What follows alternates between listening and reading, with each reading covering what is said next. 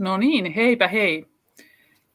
Meillä on tänään täällä minun lisäkseni Jukka Davidson ja Jukka Juntunen. Aloitetaan tänään siitä keskustelua, että joskus on ollut aika, jolloin Suomen valtio on ollut lähes velaton ja muitakin aiheita, mitä tässä on, joita käydään läpi. Kyllä. Ja meillä on Jukka Davidson ja hän on varmasti monille kuulijoille tuttu. Hän on myös kirjoittanut kirjan Isänmaan ryöstäjät. Vuonna 2003 on tämä kirja ilmestynyt ja luen tässä muutamia otsakkeita sieltä kirjasta. Historian suurin pimeän rahan pesulla. Suomi ryhtyy tukemaan kansainvälistä asekauppaa. Pankit kuitenkin siirsivät kurssitappion asiakkaiden kannettavaksi. Yhdysvaltojen suuri salaisuus, Fed. Kuka omistaa euron ja saa siitä korot? Trauma mielenterveyden järkyttämänä. Ja oltiinko sinisilmäisiä? Eli tällaisesta asiasta on kokonainen kirjakin tosiaan 2003 Jukka Davidsonin kirjoittamana tehty. Ja Jukka Davidson, olet mukana tässä Me kansan liikkeessä ja sitä muuten varmasti monille tuttu kasvo. Ja tosiaan myös meillä on Jukka Juntunen mukana. Hänen aikaansaannoksia löytyy taas sitten organisaatio.fi-sivulta. Ja siellä on myös paljon asiaa ja myös ratkaisukeskeisesti näitä meidän elämän osa-alueita löytyy sieltä. Kiitos kutsusta ja mielellään mukana ja kaikille hyvää iltaa. Eli ehkä se mun rooli tässä on sit yrittää näitä tiettyjä faktoja sieltä historiasta, ainakin siltä osin, mitä mä oon dokumentoinut sitten pankkikriisistä ja sen jälkeisistä asioista, niin yritän niitä sitten laittaa paikalleen omalta osaltaan, että yritetään, niin kuin sanottu, niin pysyä asiassa ja keskeisissä sellaisissa, niin silloin me saadaan viesti vietyä eteenpäin. Näinpä. Kyllä. No tähän nyt Suomen itseen isolla iillä ja suomalaisiin ja kansaan, me kansaan, kun tullaan, niin mehän tiedetään historiasta, että tänne on siis vierasvalloittaja tullut varsin kauan aikaa sitten muinaissuomalaisten maille ja alkanut vaatimaan verona viljaa ja sotaväkeen nuoret miehet ja tullut erilaisia vaateita ja on tultu myös aivan vaan ryöstämään ja tuhoamaan. Mutta tämä vieraan valloittajan tarkoitus ei ole yksistään ollut viedä sitä rikkautta, mitä täällä on, vaan suurelta osin kontrollin kehittäminen ja valloittaminen siinä mielessä, että saadaan oikeasti valtaa pidettyä, niin siinähän meidän historian kätkeminen on ollut erittäin olennaisessa osassa niin kauan aikaa sitten kuin ihan tässä nyt viime vuosikymmeniltä ja jatkuu tänäkin päivänä. No, tästä vieraasta vallottajasta tosiaan, että jos vuosisatoja sitten sanotaan, että on joskus joku väki tänne tullut ja alkanut vaatimaan veroja ja miekan ja hyökkäyksen voimin sitten sitä valtaa täältä kahminut, niin meidän esi-isät, esiäidit on tottuneet vuosisatojenkin sotiin ja pitkäaikaisiin sotiin ja siihen, että se joka vanhoja muistelee, niin sitä tikulla silmään ynnä muuta, että ei ole saanut paljon puhua tosiasioista. Mutta se on nyt tässä viime vuosikymmeninäkin aivan valtavan keskeinen aihe ja asia. Sehän siis vaikuttaa valtavasti, jos ihmiset ei tiedä, mitä on tapahtunut aivan eilen, tai 10 vuotta sitten, tai 50 vuotta sitten, tai sinä aikana. Eihän heillä ole käsitystä tämän hetken tilanteestakaan. Että se on tärkeää ymmärtää ja tärkeää tuoda tosiaan näitä asioita nyt yhteen. No, jos pistetään tähän sivulle toi jakoon tämä, me näytän siitä joitain juttuja. Mites on? Eli jos kysytään, kun keskustelun nimessä mainitaan nyt sana valtiopetos, täytyy nyt siis tähdentää, että mehän ei tässä olla kansalaisina syyttämässä ketään oikeastaan mistään. Me ollaan vain keskustelemassa asioista, joita tiedetään tapahtuneen. Ja tämän keskustelun kautta autetaan nyt kollektiivista me-kansaa käymään näitä asioita läpi ja pääsemään niistä traumoista myös yli. Ja kyllä tähän maahan myös oikeus saadaan. Mutta että mitä tarkoittaa valtiopetos ja maanpetos? No, niillä on omat tarkat merkityksensä ja voidaan niitä voi itse kukainenkin tutkia, mutta tässä ei montaa pykälää tarvi mennä alaspäin, niin nämä Suomessa tapahtuneet valtiopetoksiksi määriteltävät asiat alkaa tulla vastaan. Ja tämähän on siis, ne on siinä määrin vakavia rikoksia, että niistä voi saada elinkautisen ja eivät ikinä vanhene. No tästä, että kuka on vallassa ja kuka on pyrkinyt vaikuttamaan, niin Suomestahan löytyy esimerkkiä kyllä paljon, että tämä nyt on vuodelta 1949 asti tiedetään, että CIA, joka perustettiin juuri silloin toisen maailmansodan lopussa, niin että siinä vaiheessa on jo tämmöisiä kansainvälisiä yhteyksiä kyllä Suomen poliittisille puolueille jo muotoutunut. Ja tämä kansainvälinen väki on pyrkinyt vaikutusvaltaan Suomessa.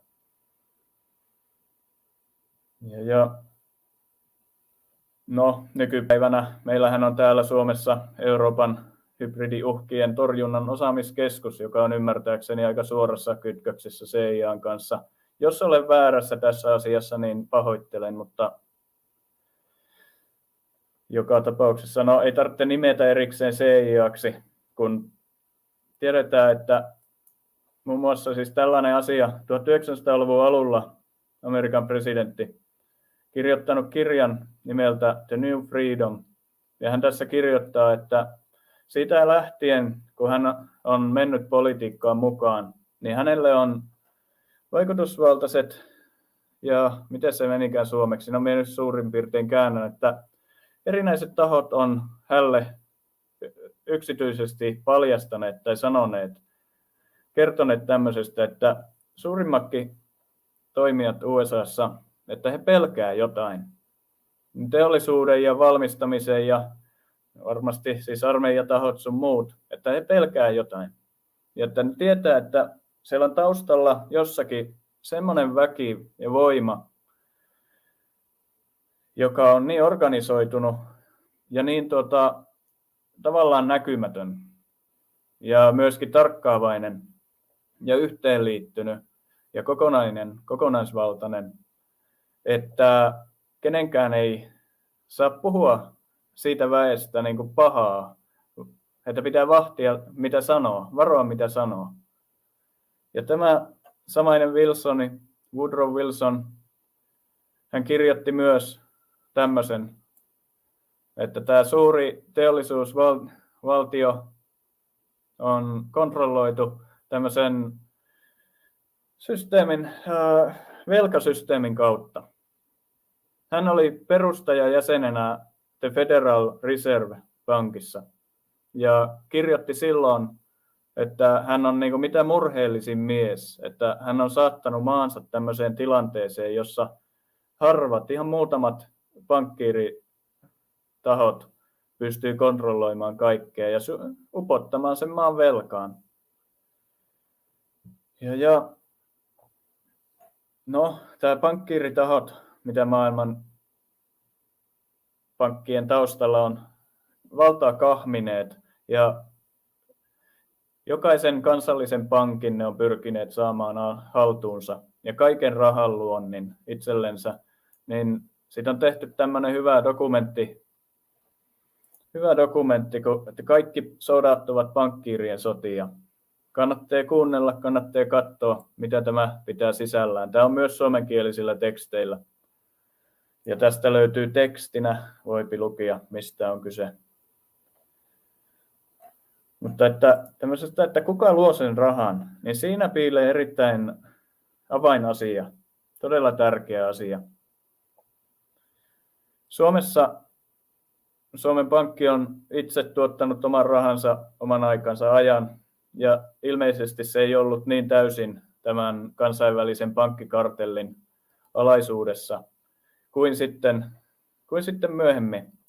Eli vuoden 1974 alusta alkoi tämmöinen sopeutumisaika, jolloin 1985 Suomen valtio lakkasi tuottamasta itse oman rahansa ja alkoi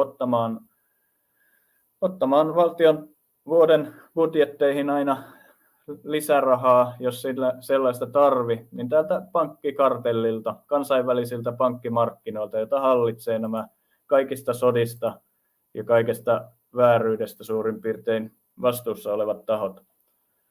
Ja tämä, että rahanluontiprosessi on annettu pois, niin se on aivan käsittämättömän merkittävä juttu. Tämä on todellakin suuri tekijä ja on tärkeää palauttaa se sille, jolle se kuuluu. Ja Suomessa se nyt voi olla tämä Suomen oikea valtio tai Suomen kansalaisten yhteisö. Jos se on Euroopan laajuinen, niin sekin sopii, kunhan se ei ole tämän kansainvälisen rikollisen pankkikartellin alainen. Ja tämä on olennainen asia, joka on syytä nostaa esille keskusteluissa. Ja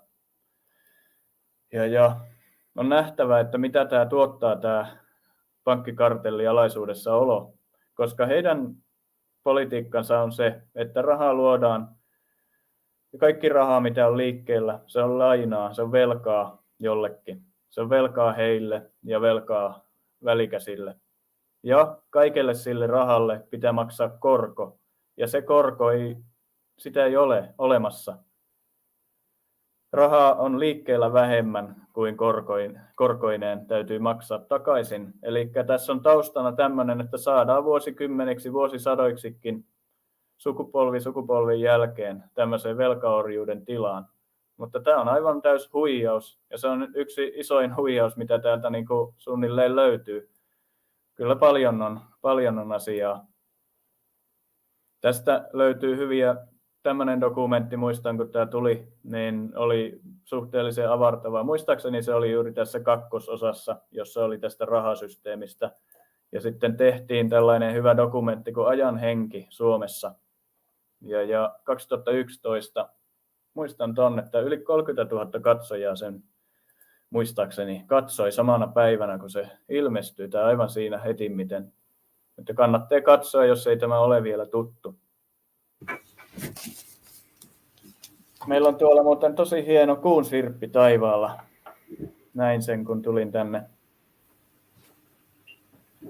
Että joo, vaikka näitä asioita on ja maailma aika rankkoja juttuja täynnä, niin pitää muistaa, että mistä se meidän elämä on peräisin ja miten me saadaan sitä vahvistettua meissä.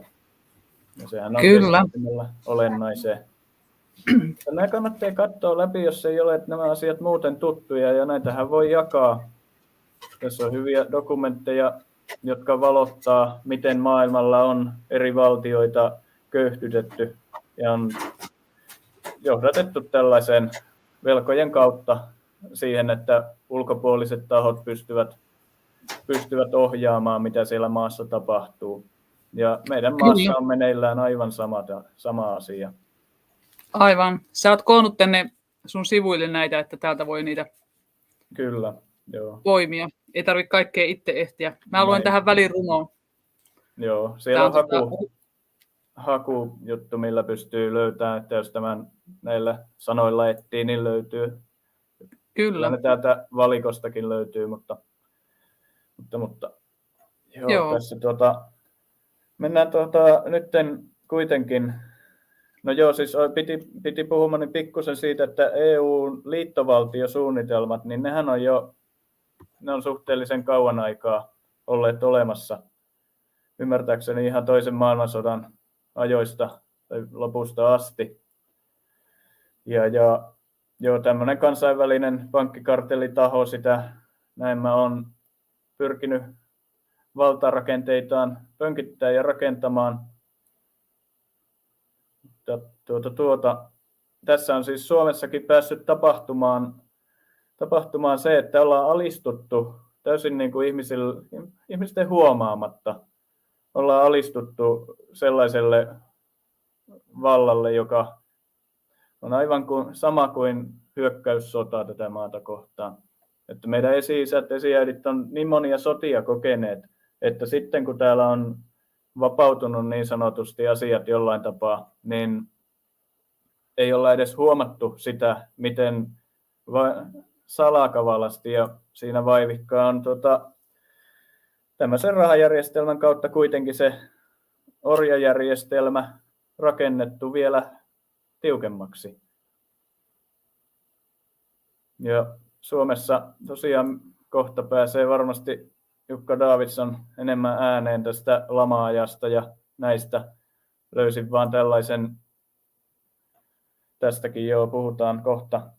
Lama oli keinotekoinen ja suomalaisten työpaikkojen ja ihmishenkien uhraus. Se oli siksi, että suomalaisten pankkien piti kelvata EUlle ja niille piti saada varaa. Ja nämähän siis aivan näyttää siltä, että tekivät siis sopimukset keskenään, että nämä ja nämä firmat saa kaataa ja niiden omaisuuden viedä. Aivan rikollista, petollista toimintaa. Ja tässä en syytä näitä toimijoita sen kummemmin, mutta on tärkeää, että näistä asioista nyt vihdoin tässä vaiheessa viimeistä aletaan puhumaan. Ja sehän oli yksi asia muuten, että onko ensinkään, kun historia on tällainen kuin on, niin että mistä se on tullut se käsitys, että meillä voi olla luottamusta tätä valtiovaltaa ja systeemiä kohtaan. Ehkä joskus on jotain hyviä rakenteita. Kyllähän siis meidän yhteiskunta on Suomessa aivan todella hieno. Meillä on hieno, hyvä yhteiskunta, mutta sen on rakentaneet meidän esi-isät, esiäidit ja edelliset sukupolvet. Että ei tässä ole kaikki pelkkää valittamista meidän maassa, mutta se on todellakin kaapattu, sanoisin.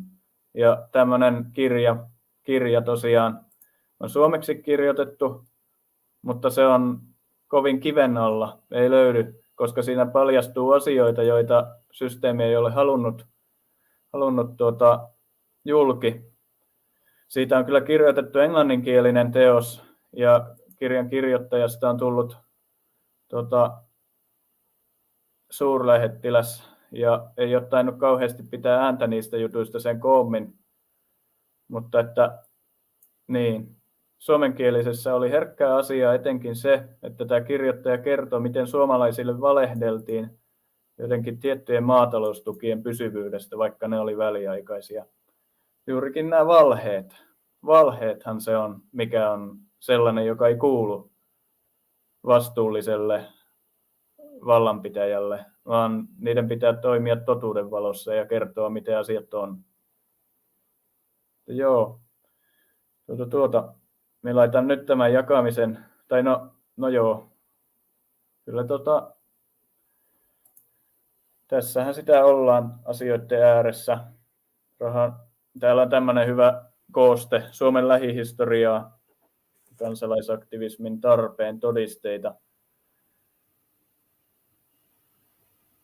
Me on tähän koonnut tämmöisiä, että kun on Suomesta sen laman jälkeen ja niistä ajoista lähtien on alettu yksityistämään paljon sellaista, mitä ei olisi ollut mitään järkeä yksityistää ja myydä. 200 000 euroa kultakaivoksesta ja tyyppi kysyy, että so what?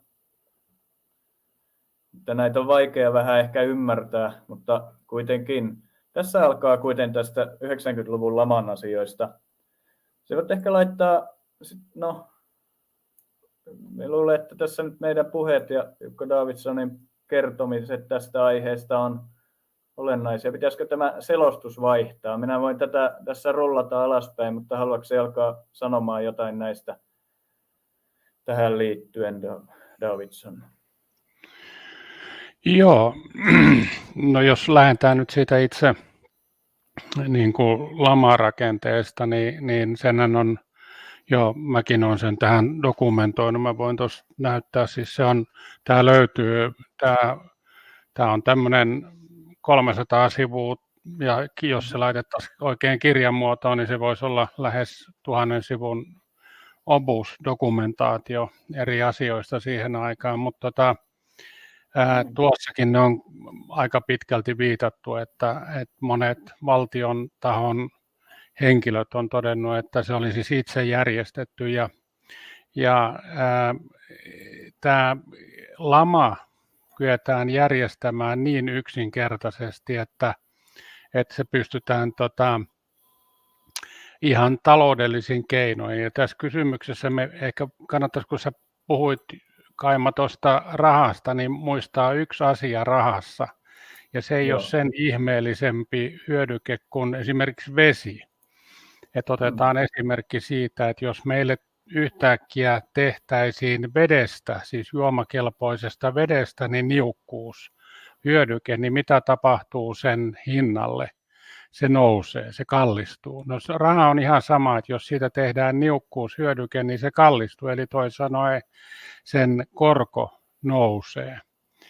No sitten toisin sitä voidaan mitata siitä, että mikäli meillä on aika leväperäinen tai antelias rahapolitiikka, eli siis toisin sanoen rahaa syydetään markkinoille edullisella korolla, niin kuin nyt on tilanne, niin silloin omaisuusarvot lähtee nousee johtuen vaan yksinkertaisesti siitä, että ihmiset ostaa, ne kykenee ostamaan velkarahalla esimerkiksi asuntoja.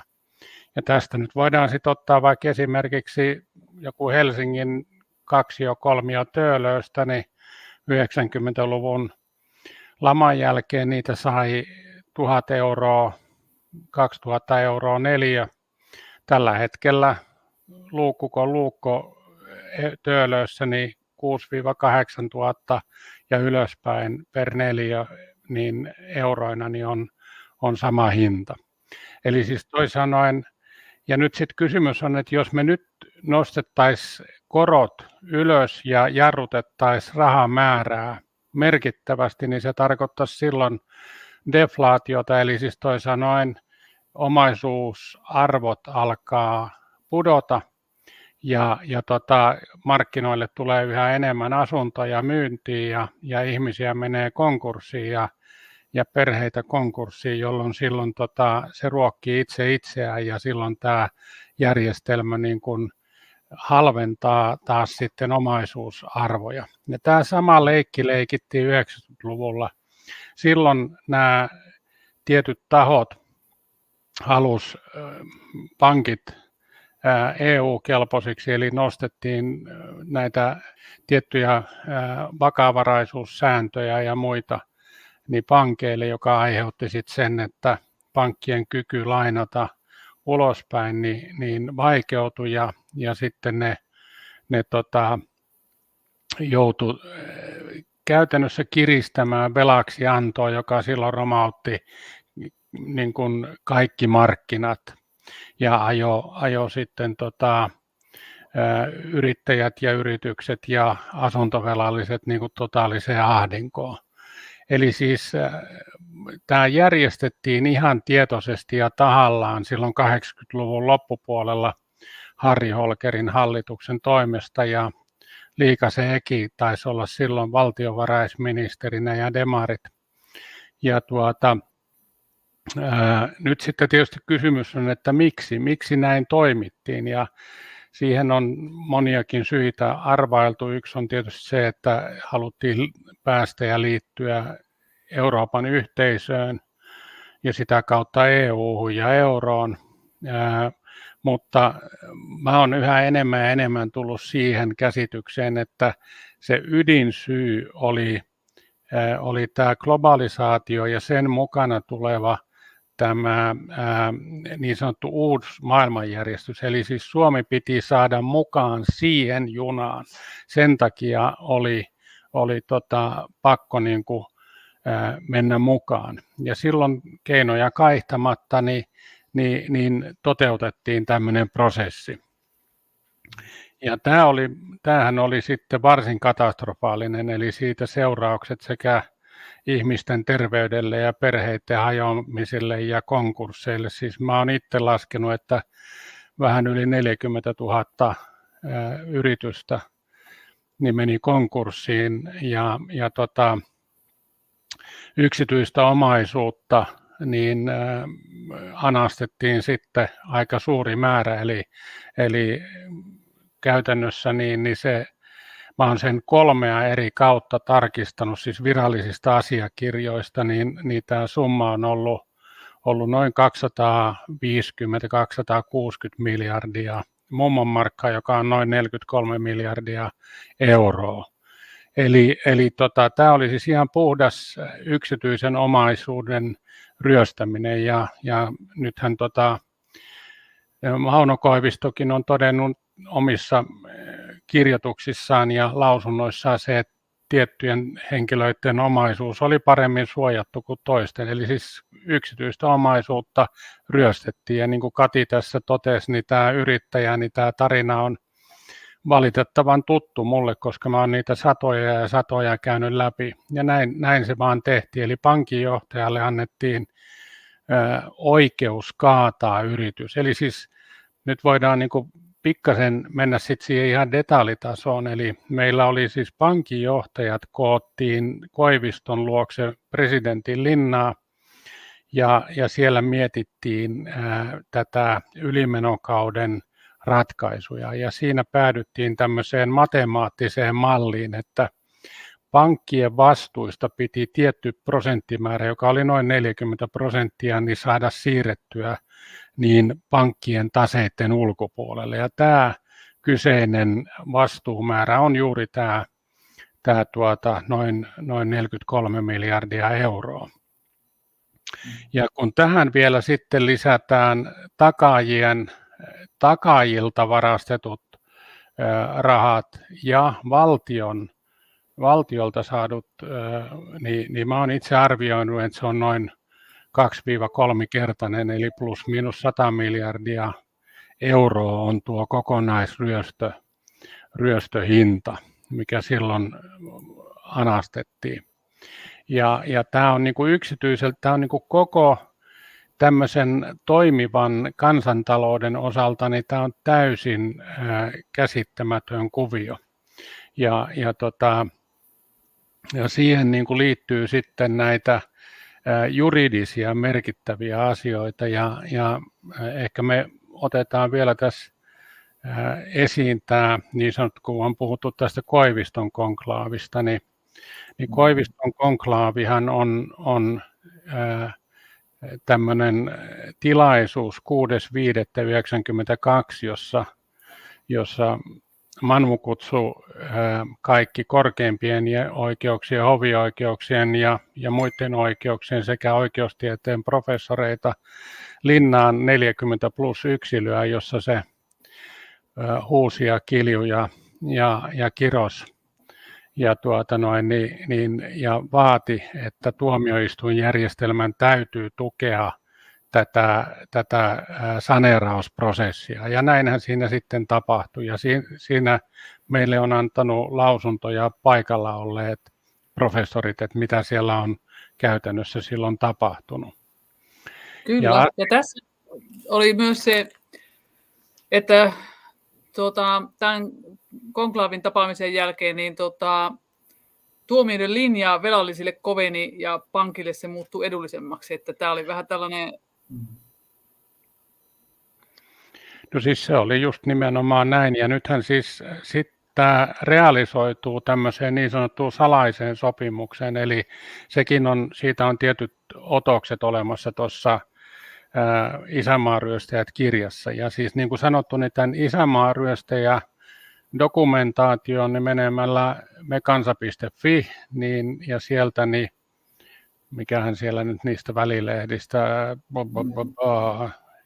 Joo, mulla on se tässä auki, voit laittaa vaikka jaon siihen sivuun. Niin se löytyy sieltä sit ilmaisiksi, että sen saa niin kuin dokumentoida itselleen sieltä, jos haluaa. Eli se löytyy sieltä, se on arkisto, joo, se on arkisto välilehti, niin sieltä löytyy kyseinen dokumentaatio. Onko sitä vielä kirjanakin myytävänä vai? Ei, tämä on ilmainen, kun me jaetaan kaikki, me yritetään pelastaa tätä maata ja me luovutetaan kaikki se työ ilmaisiksi. niin kaikille, jotka siitä on kiinnostuneet. Mutta vielä tärkeä pointti oli se, että oliko se nyt 22.10.1993, eli siis seuraavana vuonna, niin valtiohan allekirjoitti pankkien kanssa tämmöisen salaisen sopimuksen, ja siinä on aika mielenkiintoinen se, että itse asiassa kaikki pankkien asiakkaat 100% on dokumentoitu siihen sopimukseen, eli siis tuon sopimuksen kautta pankinjohtajille tuli täysin avoin tämmöinen niin kuin avoin shekki kaataa niin paljon yrityksiä, kun ne näki tarpeelliseksi. Ja tämä aiheutti sen, että hyviä yrityksiä ja huonoja yrityksiä pistettiin nurin sitten todella suuri määrä. Ja tämä kyseinen dokumentaatio, niin siinähän on se tilanne, että siellä muun muassa tietyt toimialat niin mainittiin tuossa sopimuksessa, eli siis jos sä oot niin kuin ravintola-alalla tai sijoitustoimintaa tai rakentamista tai jotain muuta liiketoimintaa, niin sun yritys saadaan niin kuin kaataa. Ja tämä on niin kuin totaalisen niin kuin vastoin kaikkia oikeuden ja oikeusvaltion perusperiaatteita, mitä silloin tehtiin. Ja tässä on sillä tavalla mielenkiintoinen juttu, että tämä kyseinen sopimus, joka kulkee SSP-sopimuksen nimellä, niin hyväksyttiin silloin kello 2.50 yöllä. Esko Ahon hallitus sen siunasi. Ja tämän kyseisen sopimuksen hyväksyi apulaisoikeuskansleri Jukka Pasanen. Hänen puumerkki löytyy sen asiakirjan etukannesta normaaliin, eli siis se on lainmukaiseksi todettu. Tässä on sillä tavalla mielenkiintoinen ja vähän ikävähkö ongelma on nyt se, että tämä kyseinen sopimus mä oon sen näyttänyt 2004-2007 yhdysvaltalaisille asianajajille. Mä oon näyttänyt sen muutamille eurooppalaisille asianajajille ja suomalaisille muutamille. Ja kaikki toteavat yksikantaan, että se on täysin klassinen petosasiakirja. Eli siis toisin sanoen, niin pankit ja Suomen valtio, silloin vielä Suomen valtio oli valtio, niin ovat yhteistuumin niin menneet mukaan laajamittaiseen Suomen taloushistorian suurimpaan petokseen. Kun nämä rahat on anastettu ja otettu sitten pankkien ja arsenaalien ja valtion ja muiden liiviin ja lähdetty siirtämään niitä eteenpäin, niin siinä vaiheessa nämä tahot on alkanut toteuttaa toista merkittävää rikosta, ja se on rahanpesu. Eli siis tämä on niinku nyt tässä niinku taustalla, että se täytyy niinku tähänkin päivään ymmärtää, että me ollaan hyvin samanlaisessa taloudellisessa tilanteessa kuin nyt, tai kuin silloin kuin nyt. Eli siis jos korot nostettaisiin nyt vaikka 5% keskuspankkien toimesta, saati sitten, että se päästettäisiin kokonaan kellumaan, niin täältä menee kaikki nurin. Kaikki, siis nuoret perheet, kaikki, joilla on merkittävä asuntolaina, niin tuskin kykenee suoriutuu. Ja sitten toinen merkittävä, että koko PK-sektori on nurin. Koko maanviljely, koko perustuotantosektori on nurin. Kaikki menee, kaikki. Et siis me ollaan niin kuin hyvin, hyvin samanlaisessa niin kuin dilemmassa tänä päivänä kuin silloin 89-90, että siinä ei ole juurikaan suurta eroa. Kyllä, ja pankeiltahan on nyt, jos tämä on tämmöinen, mitä mä oon kuullut, en ole varmastikaan kaikkia maanviljelijöitä Suomessa kuullut, mutta että on myös näin, että maanviljelijöille ei enää lyhennysvapaita tai tällaisia anneta, että heille on aika tiukka linja pankeilla nyt. Joo, mä en ihmettele yhtään sitä, ja tämä indikoi sitä suuntaa, että nyt alkaa rytisee, ja toisaalta ei ole ihmeellistä, että S-ryhmähän on perustanut juuri äskettäin rahaston, joka ostaa konkurssiin menneet maatilat. Ja sitten toisaalta niin ne ostaa kaikki konkurssiin menneet ravintolat, että tervetuloa sosialistiseen järjestelmään ja kolhoosiyhteiskuntaan, että tämä on tässä nyt niin kuin suunnitteilla ja mietinnässä, että nyt kannattaisi niin kuin ottaa aika vakavasti Suomen kansalaisten osalta, että mistä tässä, kenen kyydissä tässä ollaan. Tämä globalisaatio ja uusi maailmanjärjestys, niin se ei ole mitään kivaa. Kyllä, mä muistelen, että silloin 90-luvulla oli tätä samaa, että siis niin tietyt osti sitten niitä edullisesti niitä juttuja. Kyllä. Siellä on siis vaihtanut, siis kun mähän itse olen pankkikriisin uhri, mulla oli varsin menestyksekäs, ihan hyvä ja hyvissä niin kuin tolkuissa oleva yritys, mutta pankit halusi rahaa, niin ne pisti nurin ja ne väärensi sen, hän asuu tällä hetkellä Porissa, niin jos on enää elossa tämä yritystutkija, niin väärensi kaikki tiedot käytännössä siihen, mut laitettiin nurin ja muun muassa mulla oli tietty kohde, tämmöinen teollisuustila tontteineen ihan pakasta vedetty. Sen kokonaishinta oli niin kuin omakustannushinta oli 12 miljoonaa, siis rakennuskulut Suomen markoissa. Niin osuuspankki siirsi sen omalle tämmöiselle omaisuuden ostoyhtiölle muistaakseni 600 000 markalla. Eli tästä niin kuin näkee vähän sen suhdeluvun, että mitä pankit ja nämä pankinjohtajat ja heidän lähipiiri niin kuin touhus. Että siinä vaiheessa silloin on juurikin tämä oikeusjärjestelmä otettu haltuun ja ehkä se on ollut aiemminkin, mutta että on ainakin päätetty ja sovittu yhdessä, että pankin tai instituution pitää voittaa, että yksityinen henkilö tai yksityinen firma saa hävitä omaisuutensa ja tosiaan noin hulluja lukemiahan sitä on ollut. Ja mitä siihen SSP-sopimukseen tuossa äsken oli auki, niin että suomalaisten niitä sitten myytiin vuosia myöhemmin, vielä tai oli vuosi 2000, niin myytiin näitä lainoja tai velkoja, joita oli ihmisille tuotettu. Kun oltiin ensin omaisuudet viety tolleen, että murto-osalla todellisesta hinnasta kuitataan sitä niin sanottua velkaa pois. Ja sitten jäi ne velat, niin että suomalaisten yrittäjien velkoja myytiin sitten tänne minne ikinä joillekin kansainvälisille.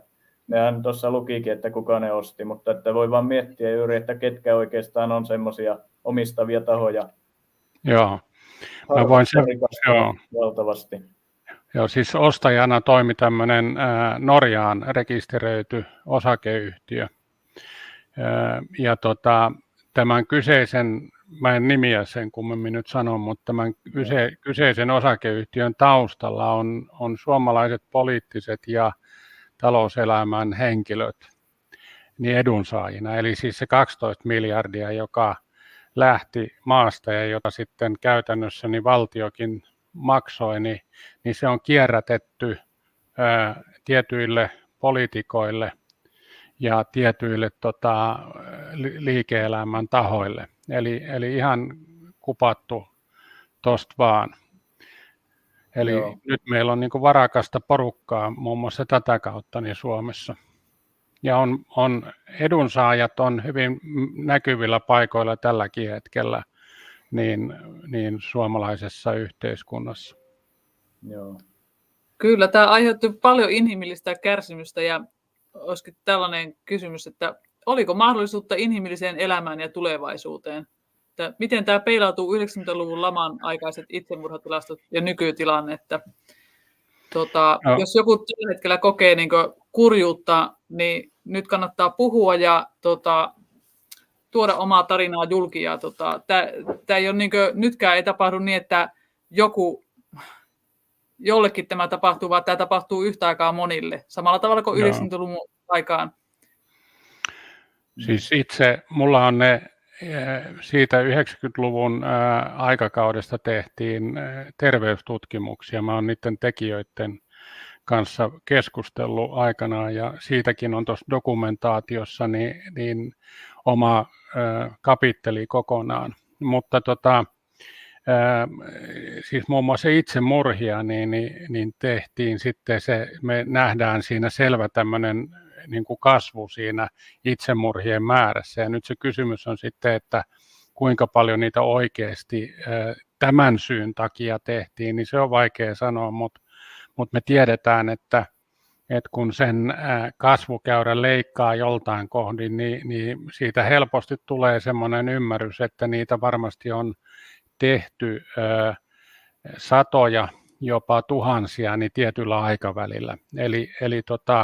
Mutta täällä liikkuu hurjia lukuja 16 000 ja 26 000 ja ihmiset väittää, niin ne ei pidä paikkaansa. Eli me ei tiedetä, koska siis kun ihminen tekee itsemurhan, niin hän harvoin jättää sen lapun sinne varpaaseen, että tein sen takia ja tämän takia että siitä voi vaan niin kuin arvella.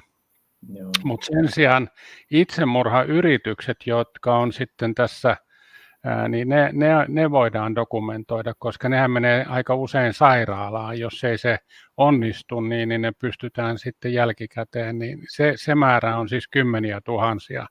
Se on hurja, se on siis todella hurja. Eli siis kysymys on se, että voidaanko tämmöisellä taloudellisella lamalla ja kaauksella saattaa koko yhteiskunta täydelliseen sekasortotilaan yksilötasolla ja perhetasolla ja yhteisötasolla, niin voidaan hyvin helposti. Et tuohon, mitä Kati sanoit, niin se on kaameeta. Ja mä takaan ja alleviivaan, että jos nyt rysäytetään, niin se mitä me nähtiin 90-luvulla, niin on pieni osa sitä, mitä nyt seuraa, jos tämä maailma niin kuin pistetään niin kuin pulkkaa ihan tosta vaan, niin kyllä jälki on kaameeta. Joo, sehän kertoo tosiaan, tuommoiset asiat, niin kertoo siitä, miten maa voi ja miten ihmiset voi. Ja totta kai tällainen hyökkäys ja todella traumaattinen menetys ja tuommoiset kokemukset, niin se satuttaa ja saa ihmiset menettämään toivonsa. Jos niillä ei ole toivoa, niin ei ole oikein onnellisuuttakaan ja moni on ollut varsin epäonnellisessa tilanteessa. Muistan, kun itse olin ala-asteella 90-luvun alulla ja niinä aikoina, niin miten se vahvasti tuotiin siellä kanssa sen koulujärjestelmän suunnalta esiin, että nyt ollaan vaikeassa tilanteessa. Ja kyllähän sen siis tiesi, kun oli myös ihan kotona ongelmaa siitä, että lama oli tullut ja ei firma oikein voinut hyvin siinä vaiheessa.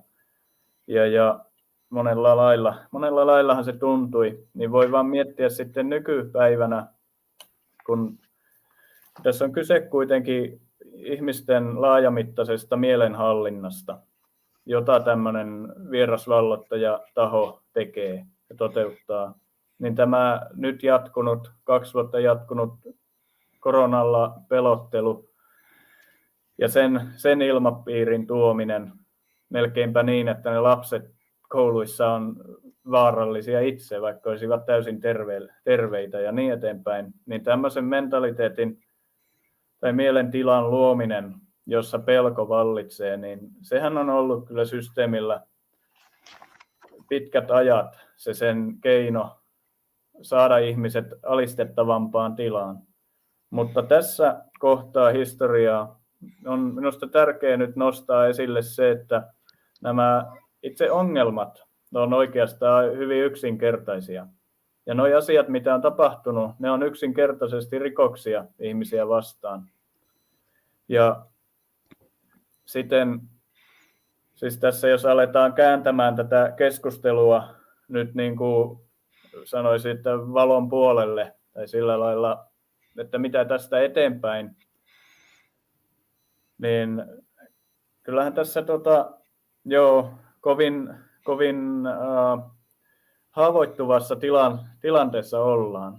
Ja se on todella järjetöntä, miten haavoittuvainen meidänkin yhteiskunta on ja maailmanlaajuisesti, kun kaikki elämän perusedellytykset on otettu tämmöisten massiivisten tuotanto- ja toimitusketjujen varaan ja kaiken omistaa tämmöiset aika häikäilemättömät tahot, tai ainakin kaikkeen on pyrkinyt valta-asemaan tämmöiset samaiset tahot, niin tässä kohtaa meitä nyt auttaa oikeasti vaan se oikeasti itsetietoisuus ja se, että me aletaan päättämään itse, että mitä me halutaan, minkälainen tulevaisuus me halutaan kehittää tähän maahan ja maailmaan.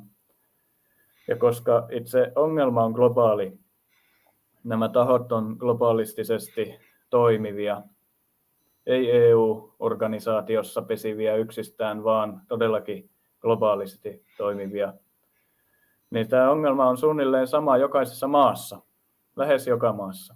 Ja meillä on hyviä esimerkkejä siitä, miten on joissain maissa alettu selvittämään, että mikä tämä velkatilanne on, ja voitaisiin ottaa pitkäliutamaita, jotka on täysin veloissaan, ja alkaa katsomaan niiden velkoja lain valossa, totuuden valossa.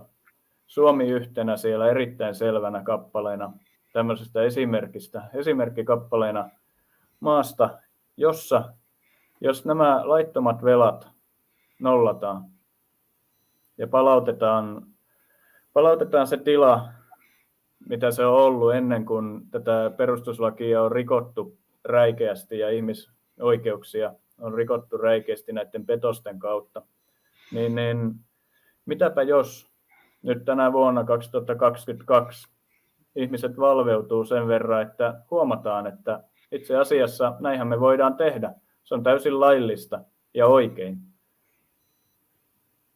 Meillä vapautuu aivan valtavat määrät varallisuutta Suomen oikean valtion käyttöön, kun saadaan tämä Oy, Suomen valtio AB, joka ei ole meidän kansalaisten asioita ajanut missään vaiheessa hyvään suuntaan. Ja kun sen rikoksia ollaan paljastamassa ja paljastettu, niin kun ne saadaan oikeasti kansan oikeuden käsittelyyn, niin se on niin yksinkertaista. Niin yksinkertaista on se, että niin moni asia ei käy mitenkään järkeen. Että monessa asiassa ei oikeasti ole mitään järkeä ja silti ne on totta ja tapahtuu.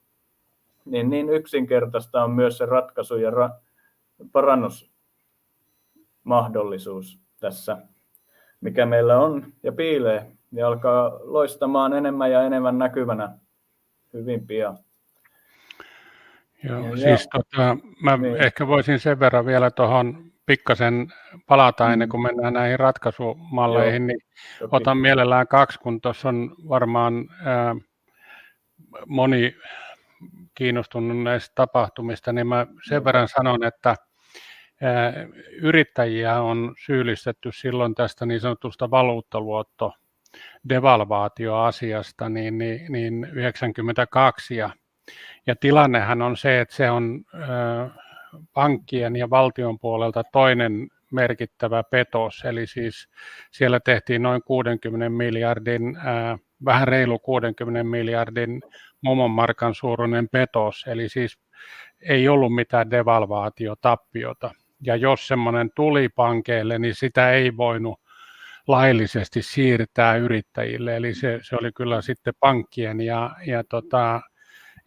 ja valtion ongelmia, eli ei yrittäjien, mutta se vaan kylmän rauhallisesti siirrettiin, eli siis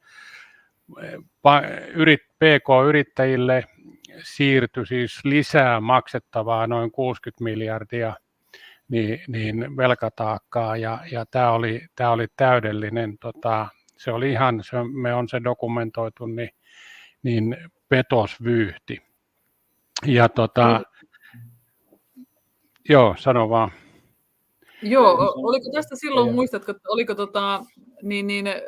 puhuttiinko tästä missään, millä tasolla, osaatko sanoa? Ja samalla, siis ei, siis sehän on ihan sama kuin tällä hetkellä, että eihän media siihen puuttunut mitenkään. Mekin yritettiin, siis mä oon juossut eduskunnassa satoja kertoja, mä oon yrittänyt mediaa kirjoittaa ja mä oon tehnyt sitä ja tätä ja ainut mikä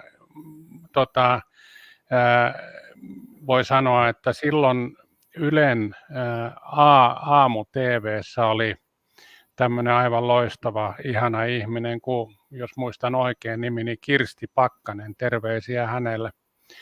Hän otti meitä aamu-tv:seen useamman kerran puhumaan tästä tilanteesta, kun ymmärsi, mikä tässä on, mutta sitten tämä koko muu koneisto niin oli täysin niin kuin välinpitämätön. MOT teki siitä muutaman ohjelman ja ne oli ihan hyviä kaiken lisäksi. Mutta muuten niin siihen vaiettiin siis ihan totaalisesti. Eli ei ollut oikeasti mitään tukea sieltä puolelta. Näin. Eipä sitä odota. Tietää, että systeemin media on ollut systeemin media jo varsin kauan, ja kehitys on ollut niin kuin vielä hullumpaan suuntaan aika hyvän aikaa jo, niin tosiaan, että jos on tämmöinen maailmanlaajuiseen globalistiseen agendaan kuuluva osa Suomessa toteuttaa tällainen ryöstö, niin tottahan se Suomen media on ollut siinä niin kuin mukana. On esitetty, että mitään ei olisi tapahtunut väärin ja on puhuttu joidenkin näiden poliitikkojen vaikeista päätöksistä, että miten nyt pitää toimia ja niin eteenpäin. Ikään kuin heillä olisi ollut joku pakkorako, ainoastaan huonot vaihtoehdot tehdä. Mutta niin, eipä olla kerrottu SSP-sopimuksista eikä Koiviston konklaavista. Ja nämä asiakirjathan on ymmärtääkseni, oliko se niin, että 100 vuodeksi on SSP-sopimuskin salattu, vai oliko se Koiviston konklaavia koskeva? Eli nämä tyypit on halunneet todellakin piilottaa jälkensä. Joo. Ja salaisista asioista ei mediassa olla puhuttu. Mulla on kyseisen sopimuksen kopio ja siitä on kopiot tallennettu Yhdysvaltoihin ja Eurooppaan, että ne on tietyillä asianajaja tahoilla niin kuin käsissä. Eli siinä mielessä niin meillä on se tarkka niin kuin näyttö olemassa tästä kyseisestä sopimuksesta, mutta ehkä vielä voitaisiin sitten sanoa tästä, siis kun tämä järjestelmä, siis koko systeemi, tämä rahan käyttöhän on perustunut siis velan kasvattamiseen ja siinä mun nähdäkseni me tullaan muutamaan mielenkiintoiseen kysymykseen Suomen osalta. Ensimmäinen on se, että kun 90-luvulla, niin siis 88-89 Suomen valtiolla oli noin 50 miljardia mummonmarkkaa niin velkaa. Eli siis Suomen valtio oli lähes velaton de facto, ajatellen mitä se omisti ja mikä sillä oli niin kuin maksukyky. Ja, eli se on noin vähän alle 9 miljardia niin kuin euroa. Sitten se nousi yhtäkkiä, niin Iiro Viinanen ramppasi maailmalla ja lainasi rahaa niin, että se kokonaisvelka meni jonnekin 440-50 miljardin mummonmarkan tasolle. Ja mulle on kerrottu, että tämä on ensimmäinen kerta, kun maailman finanssijärjestelmän konkurssiin meno estettiin sillä, että nämä pankkien maailmanlaajuiset tappiot siirrettiin veronmaksajien ja valtioiden maksettavaksi. Eli siis jonkunnäköisen tämmöisen clearing-järjestelmän kautta niin Suomen veronmaksajat on osallistunut sitten maailmanpankkien pelastamiseen. Ja toinen vastaavanlainen tapahtumaketju lähti liikkeelle 2008 jälkeen, jolloin siis Suomen valtio on ottanut noin 4-50 miljardia euroa lisää lainaa, eli siis toisaalta on maksanut taas maailmanpankkien rellestykset. Tässä on 2 keskeistä kysymystä. Yksi on se, että jos ystävällisesti joku jampa tai mamma voisi tuolta valtion puolelta nyt näyttää sen lainsäädännön, että millä perusteella Suomen valtion vastuulle voidaan tällaisia asioita siirtää, niin mä olisin kauhean kiinnostunut sen näkemään, sen metriikan, miten tämä on voidaan tehdä. Mutta sitten siinä on toinen merkittävä asia, ja siinä on se, että kun valtion vastuut kasvatetaan tolla tavalla yhtäkkiä, niin me joudutaankin jonkun kansainvälisen pankkimafian niin sanotusti kontrolliin. Ja tässä me tullaan nyt ensimmäisen kerran näihin maanpetos kautta valtiopetos-tasoisten asioiden kanssa tekemiseen. Eli siis Suomen valtio hinattiin niin kuin tavallaan yhdestä hetkestä niin eteenpäin toiseen hetkeen niin, että meitä kontrolloi nyt sitten tämmöinen keskuspankkiirimafia maailmalta. Ja me ei pystytä menee eteen eikä taaksepäin, ellei me saada niiltä lupaa.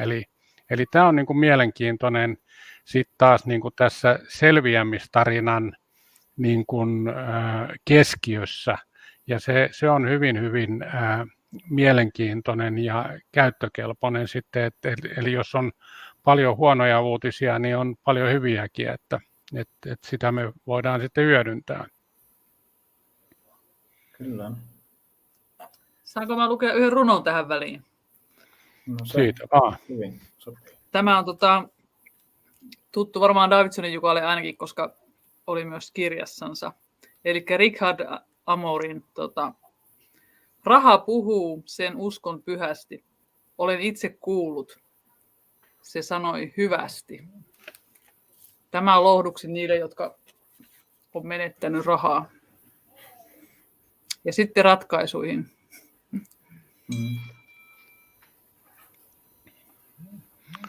Niin. Joo, ehkä siihen voisi nyt, meidän pitää tietysti pätkiä, tämä on osa me kansanliikkeenkin agendaa, että mitä tässä taloudellisesti pitäisi nyt tehdä, ja sitä voidaan lähestyä ensinnäkin nyt jakaa 2 osaan. On tämä yksityinen velanotto, joka on siis perheet, ja sitten on yritysten velanotto ja sitten on valtiovelanotto. Ja näistä yritysten ja valtion tai yksityisten velanotto on hankalampi kuin valtion.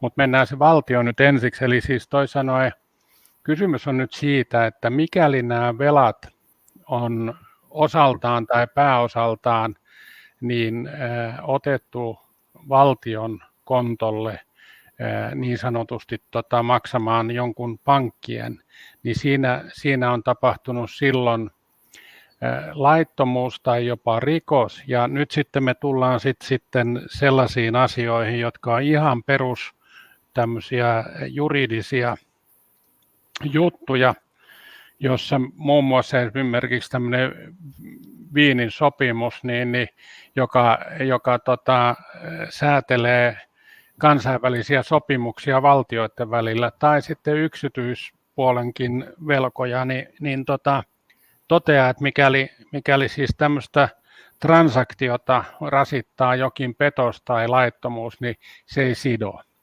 Eli siis toisin sanoen valtio pystyy saneeraamaan sitten osan näistä veloista pelkästään tuolla ajatuksella pois. Sitten tullaan tietysti siihen, että jos ja kun Suomen valtio on niin sanotusti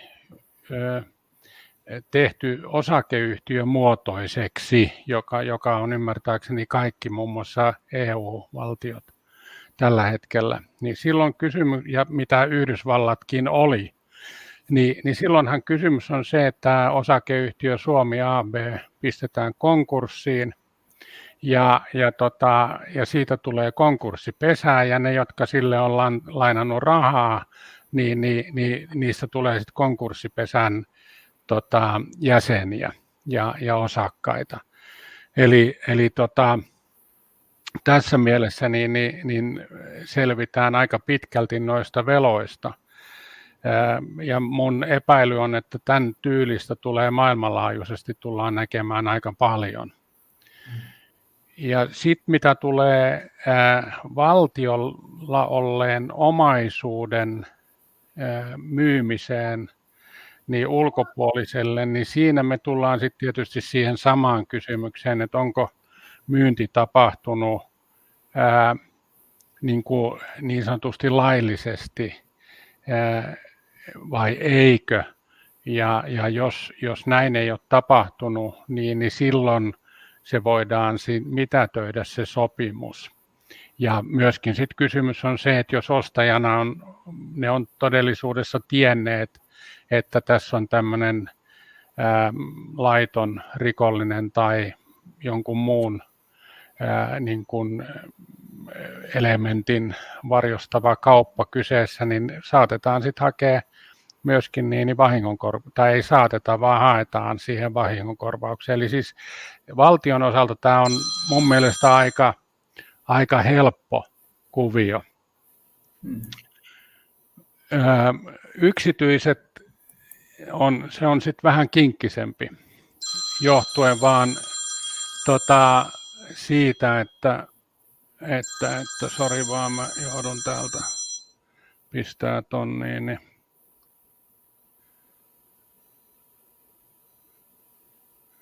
Jes, no niin. Niin siinä on se ongelma on se, että kun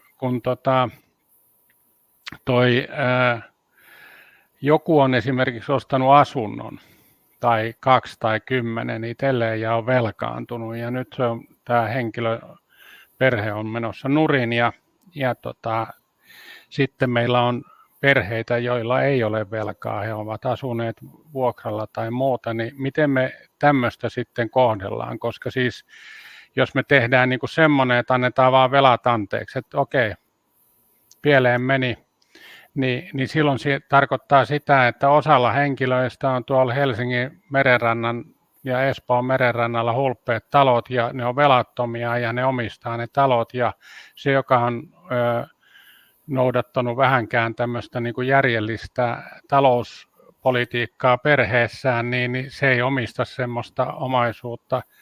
Eli siis siihen täytyisi tulla sitten joku tämmöinen plus-miinus-järjestelmä, että meillä on niin kuin ainakin virtuaalisesti olemassa, että jos jollekin annetaan, niin tavallaan niin kuin se, että jokainen meistä saisi vaikka nyt sitten 100 rahaa, ja jos sulle annetaan sitten velat anteeksi, niin siitä 100 rahasta vähennetään se velka pois, niin sä saat tosiasiassa niin kuin saldoa, joka on paljon vähemmän kuin sellainen, joka ei ole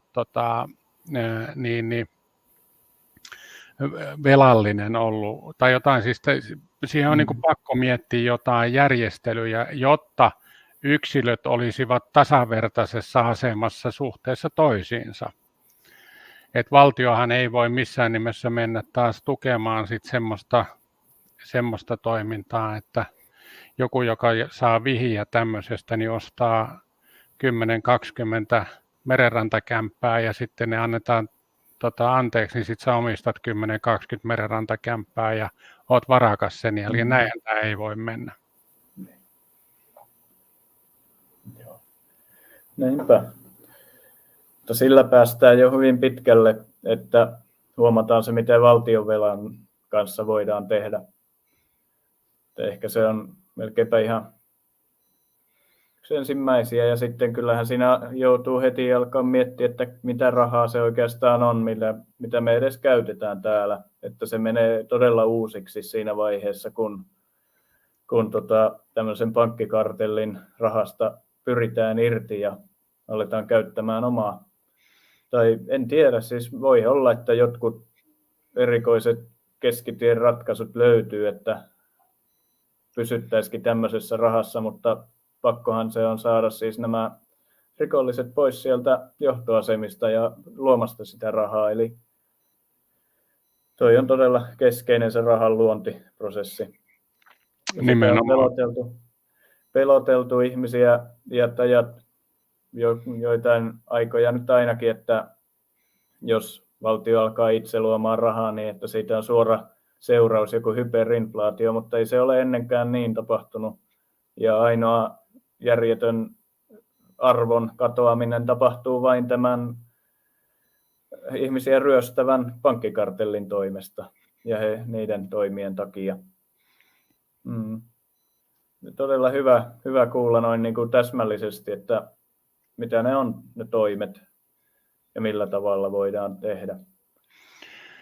Joo, sen verran tietysti voi niin kuin lisätä, että toki siis nyt kun valtiolle on myönnetty velanottovaltuuksia esimerkiksi eduskunnan osalta ja näin, niin kun nämä perustuu tämmöiseen, ehkä me tässä voidaan vähän liipata tätä vallan kolmijakoa, eli kun meillä pitäisi olla siis tämä eduskunta ja sitten hallinto, eli siis hallitukset ja presidentit ja ministeriöt niin kuin erillisiä, ja sitten tämä tuomiovalta, eli tuomioistuimet kolmantena osapuolena, niin nythän Suomessa perinteisesti, niin tämähän on toiminut niin, että tämä eduskunta ja hallintovalta, niin nehän on yksi ja sama, koska meillä on tämä puoluekuri.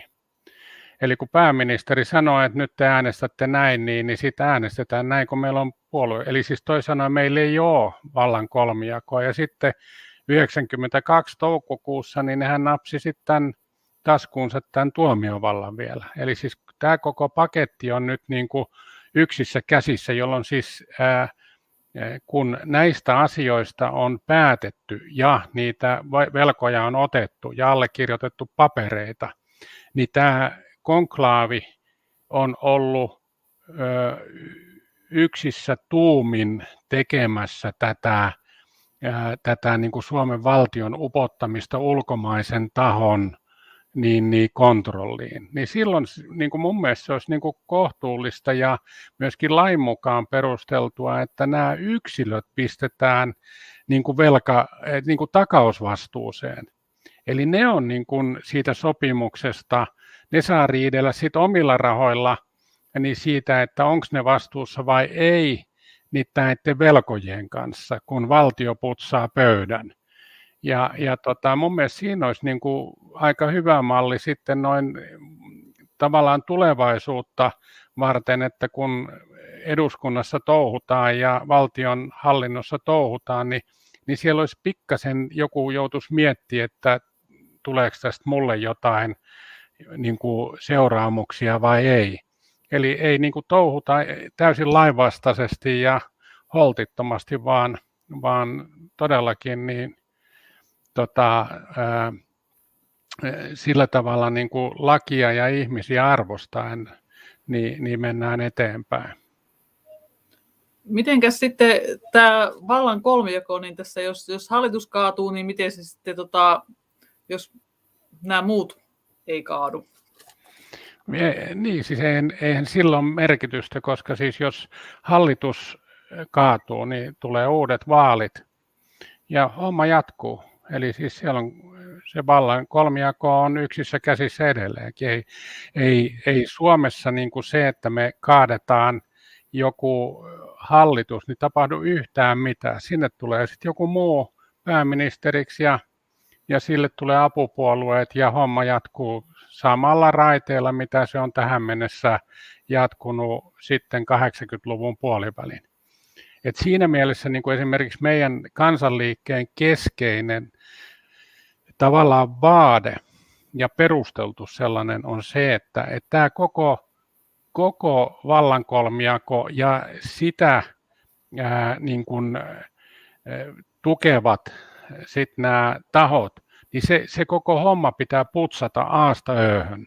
Koko finanssijärjestelmä, koko politiikka, kaikki nurin. Tämä pitää kaivaa niin kuin, aivan niin kuin juuria myöten niin uudistaa.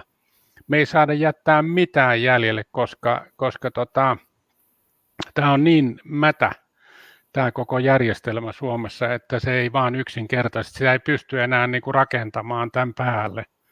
Eli kaikki pois ja sitten uusi järjestelmä ja mistä mä oon niin kuin äärimmäisen huolestunut itteni on esimerkiksi just tämä viimeinen vaali, kun oli tämä hyvinvointialueet.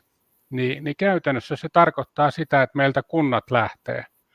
Eli siis Suomi tulee olemaan edelleen paljon niin kuin rajummin niin tämän kolmion niin kuin, kontrollissa. Eli tämä eliitti, tämä uusi maailmanjärjestys tunkeutuu vielä konkreettisemmin jokaisen suomalaisen niin kuin syliin, kun ei ole enää niin kuin kansallisvaltiota, ei ole oikeusvaltiota, ei ole tuomioistuimia, on vaan inkvisiittorilaitos, niin se on sitten klaava koko homma. Et siinä mielessä niin nyt vaan herätystä suomalaiset, että ruvetaan niin kuin menee toiseen suuntaan, otetaan Sveitsin malli käyttöön ja sitovat kansanäänestykset ja paljon kuntia ja siirrytään tekemään päätöksiä sinne kuntatasolle. Tämmöinen välitaso pois, eli meillä on niin kuin koordinoiva valtiotaso, joka on aika kevyt ja se satsataan sinne kuntatasolle ja siellä on sitten se rahanlaskutaito oltava, että ne selviää. Niillä on oikeus verotukseen ja rahoituksen hakemiseen, mutta että toki tietyt tämmöiset, niin kuin esimerkiksi nyt vaikka puolustusvoimat, niin se ja joku pelastuslaitos tai rajavartiolaitos tai jotain tällaista, niin varmasti on viisasta pitää niin kuin valtakunnan tason rahoituksessa, mutta että niistä sitten selvitään kyllä. Mistä tämä voisi lähteä kuntatasolla tai kuntalaistasolla liikkeelle tällainen, että Siis mun mielestä niin kuin, nyt 52, jotain prosenttia suomalaisista, jotka oli oikeutettuja äänestämään tässä vaalissa ja kaiken kaikkiaan niin kuin, siitähän oli siis Helsinkiä ja Ahvenanmaa poissa, mutta eli meillä on 1 miljoona vielä enemmän äänestäjiä, että jos me sitten lasketaan se, niin tästä 4, mä en muista sitä määrää, mutta onko meillä nyt noin 18-vuotiaita, niin 4,8 miljoonaa vai mitä niitä on, niin se ylipäätään äänestyskelpoisia, niin siitähän siis valtaosa tajus jo nyt olla äänestämättä. Eli siis me ei vaan voida, meidän täytyy vaan ruveta niin kuin tekemään tämän kuntatason eteen töitä. Siis se on niin kuin se, jonka kasvattaminen, se on se tärkeä pointti. Luomaan tänne meidän ympärille niin kuin omaa toimintaa. Ja sitten niin se on siis, jos me ei onnistuta näiden globaalistien, näiden rikollisten ulkoistamisessa Suomesta ja edesvastuuseen saattamisesta, niin hukkahan meidät perii. Niillä on valta-asema tällä hetkellä suhteessa meihin ja sen takia niin mä oon sanonut, että jos meitä on se 500 000 Helsingissä tai 1 miljoona Helsingissä Senaatintorilla, niin tämä alkaa niin kuin, peli alkaa muuttua. Sen mä takaan. Sitten alkaa muutos oikeasti tapahtumaan.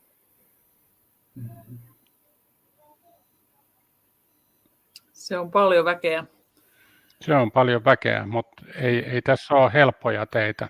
Toki me, jos saadaan tuolta kansainväliseltä taholta apuja, niin ilman muuta, ja tullaan saamaan, mutta että se helpottaa, mutta että on meilläkin töitä tehtävänä. Ei me voida vaan istua sohvalla ja odottaa, että joku tarjoilee tämän. Niin. Kyllä.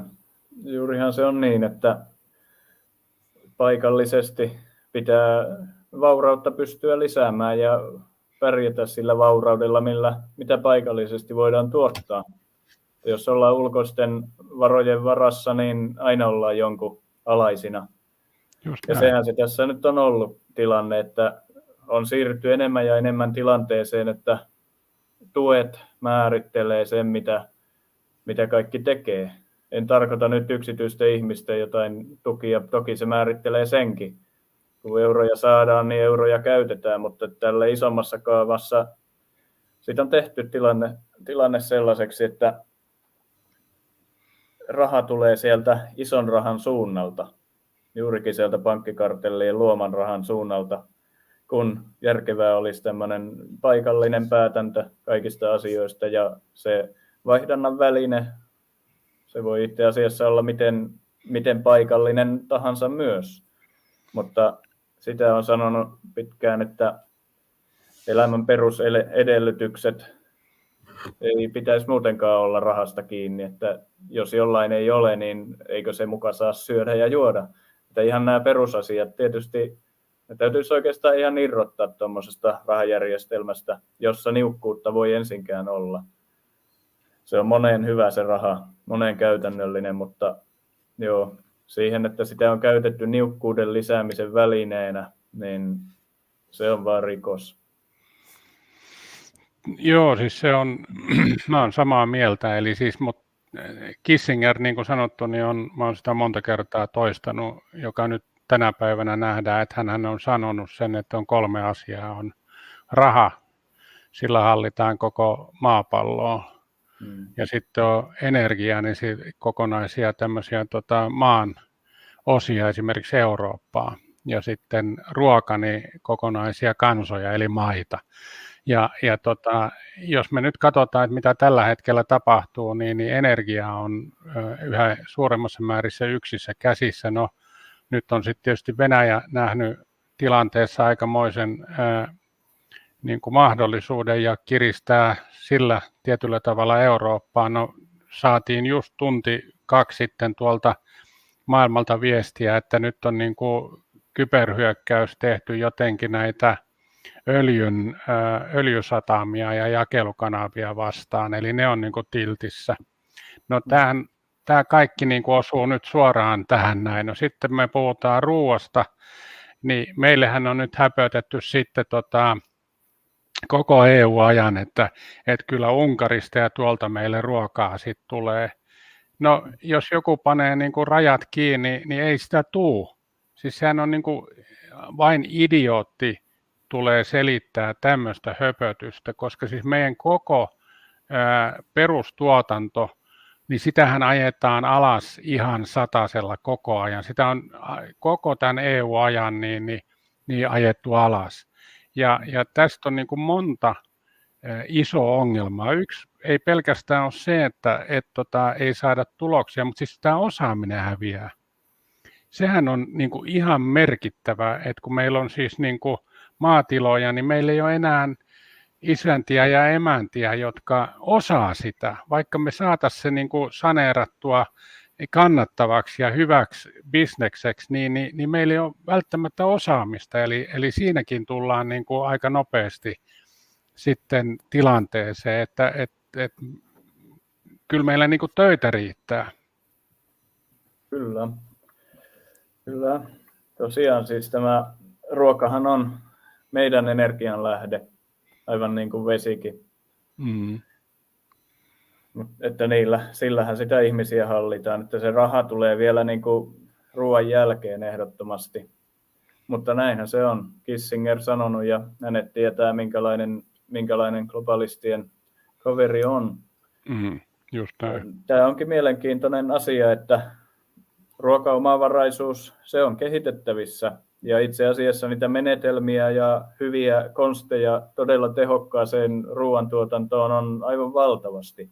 Se onkin just parasta tässä tilanteessa, että nämä ratkaisut asioihin on hyvin, hyvin saatavilla. Ruoanviljely, jos meillä on puolet Suomen pelloista tällä hetkellä niin, ettei niitä edes viljellä. Ja suurella osalla viljelläänkin heinää rehuksi, niin kyllähän siinä nyt aika hyvä paikka on tehostaakin sitä. Ja siinä ei tarvita muuta kuin kansallinen tahto alkaa tuottamaan ruokaa täällä. Ja se täytyy herätä. Täytyy saada sellainen liike vihdoin päälle ruokaomavaraisuuden edistämiseksi ja ruokavarmuuden parantamiseksi. Se olisi niin yksinkertaista koota tällaisia kunnon ruokavarastoja, joita sitten niin kuin päivitettäisiin, että siitä jaettaisiin tai myytäisiin edullisesti tarvitseville sitä mukaan, kun on tarpeeksi kauan säilössä ollut. Mutta että Suomessahan on kaikki on tehty, jotta on saatu tätä oikeaa itsenäisyyttä vähemmäksi, mutta ei vielä ihan kaikki. Ja sitten joku kommentoi siinä, että 2 vuoden päästä ruokapula Suomessa, niin sehän on meistä nyt kiinni. Just näin. Se on meistä nyt kiinni. Tässä on kevät vähän ajan päästä tulossa, niin se on ihan suositeltavaa harjoitella sitä ruoanviljelyä vähintäänkin, ja se on erittäin hyväksi jokaiselle. Eheyttää maayhteyttä, eheyttää yhteyttä siihen, mistä me ollaan kuitenkin peräisin ja mihin palataan. Joo, mehän ollaan kansanliikkeessä sitä just pohdittu, että siis se ensimmäinen, mikä pitää niin kuin pankkien ja tuon finanssijärjestelmän lisäksi niin posauttaa molekyyleiksi, niin on K- ja S-ryhmä. Joo. Se pelkästään sen takia, että ne ohjaa hintakehitystä. Totta kai ne tekee jotain hyvääkin, eli niillä on se jakelu hallussa, mutta siis mä luulen, että jakelu pystytään kyllä ottamaan käsimme. Mutta siis se idea tässä on se, että me tiedetään, että kauppa antaa alemmalle tasolle suoraan hinnan, että tuolla me ostetaan, ja jos et sä sitä suostu sillä myymään, niin sit sä et saa. Ja näin nyt sitten niin kuin näivetetään tämä perustuotantotaso totaalisesti. Ja nyt se pitää niin kuin tehdä niin päin tämä, että meidän pitää katsoa, että mikä on semmoinen järjellinen hinta maidolle ja sille ja tälle ja tolle. Ja sitten vaikka niin kuin tietyn alueen, kunnan alueella, niin osuuskuntia, missä esimerkiksi joku viljan jauhaminen kautta, pakkaaminen kautta jotain muuta tehdään yhteisesti, ja sitten se jakelu, eli meille tulisi niinku puhdas ruoka ilman kemikaaleja, meillä olisi jakelu pieniin kauppoihin ja kaupunkeihin ja näin, että tavallaan niinku me mennään niinku tässä suhteessa aika pitkälle ajassa, peruutetaan taaksepäin, mutta se ei tarkoita mitään kivikaudelle siirtymistä, vaan se tarkoitetaan sitä, että tämä perusraaka-aine puhdistuu. Eli eläimille ei syötetä mitään sössöä, jos on täynnä niin kuin jotain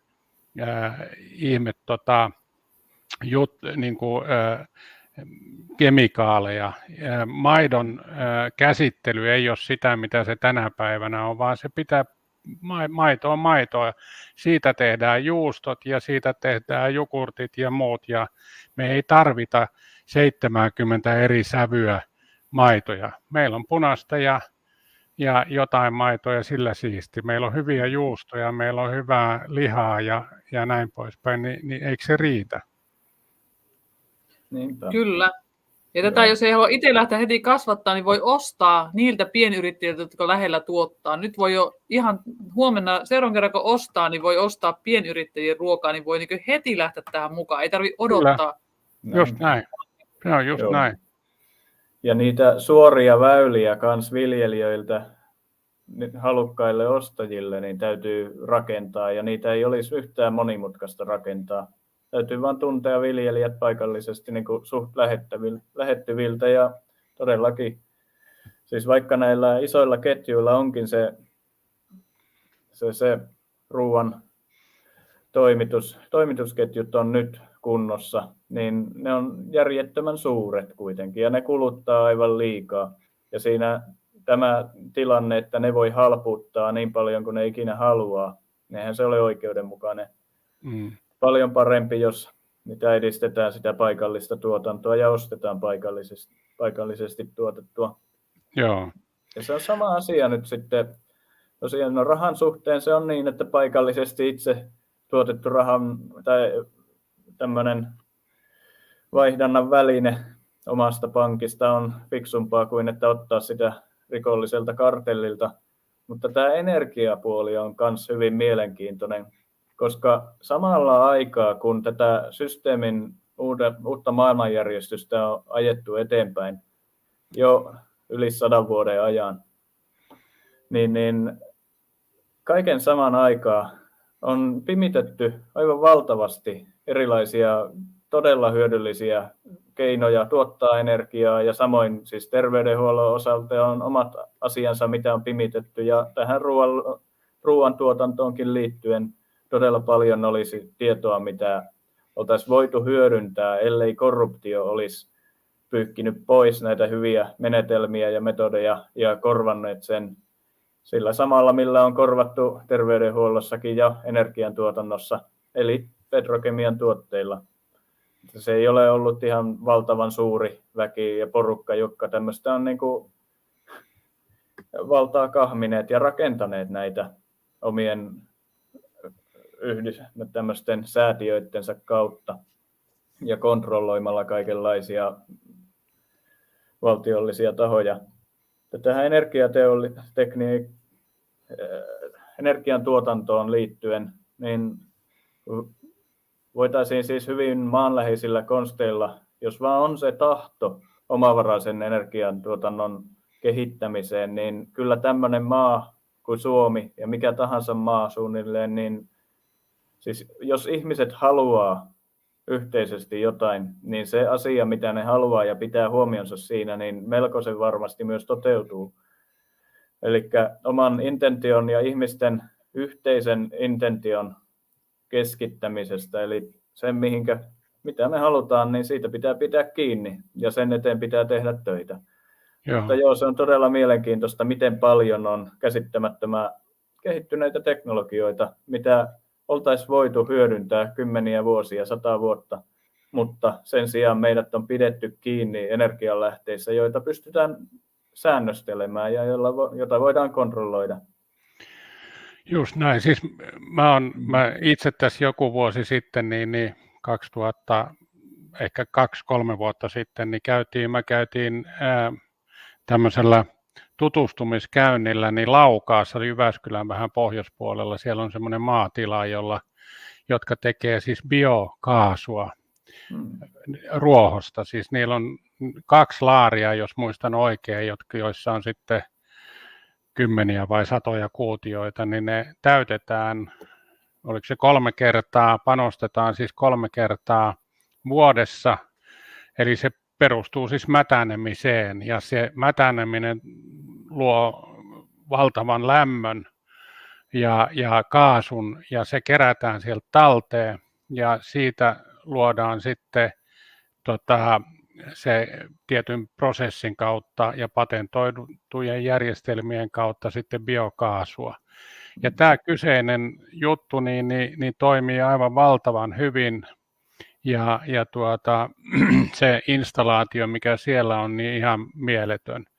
Mutta mikä siinä on vielä upeata, niin on se, että tämä panostettu ruoho tai mikä vihreä sinne laitetaan, niin se toimii sitten ravinteena peltoihin. Eli siis se, kun se on sitten poltettu loppuun ja mädätetty, niin se viedään sitten traktorilla tai jollain niin pellolle ja kynnetään sinne sisälle, jolloin siis siitä sen tuotanto paranee, koska siitä tulee jotain, nyt mennään semmoiselle alueelle, mistä mä en tiedä, hevon kukkuu, mutta siis mä toistan vaan, mitä mä kuulin, eli siis siitä tulee siitä maan aineksesta ei tule niin tiivis ja siinä on siellä on eliöitä ja muuta, jotka auttaa sitä kasvua ja muuta tällaista. Eli siinä on siinä kierrossa on upeita asioita, ja tämä on esimerkiksi sellainen taas, joka voidaan tehdä osuuskuntina tietyn kuntasegmentin osalta, eli siis kaikki perustuotantoyksiköt ajaa siihen yhteisesti sitä ja panostaa yhteisesti ja jakaa rahat, eikö niin? Ja sieltä ne saa lisää tuloa, eli me saadaan siis varsin kukoistava perustuotanto taso Suomeen, joka tekee puhdasta hyvää ruokaa, jos me vaan halutaan. Juuri niin. Jyväskylän yliopisto oli laskenut, että meillä menee joka vuosi noin 2 ydinvoimalan verran hukkaan tätä niin kuin biokaasua. Ja tässä mielessä, niin kuin, ja tämähän ei ole ainut, siis nythän meillä on sitten kaikki meidän oma vessajäte, eläinten vessajäte, niistä saadaan ihan samanlaista, niin tämmöisiä tehtaita on jossain Vaasan lähellä. Siellä toimii useampi niin kuin muu tehdas niin kuin tämmöisellä biokaasulla, ja sitten siitä saadaan sitten lannoitetta ja muuta niin kuin lopputuloksena, kun vaan viittitään ja halutaan. Eli eihän näitä kaikkia kannata heittää niin kuin hukkaa. Eli pienellä kehityksellä niin tätä saadaan, ja mä tiedän, että Jukka Kaima, tiedät niistä ihan älyttömästi. Eli niin kuin ehkä se viesti tässä on juuri se, että kyllähän tästä saadaan ihan älyttömästi aikaan, jos vaan se päästetään toteutumaan ja halutaan. Kyllä.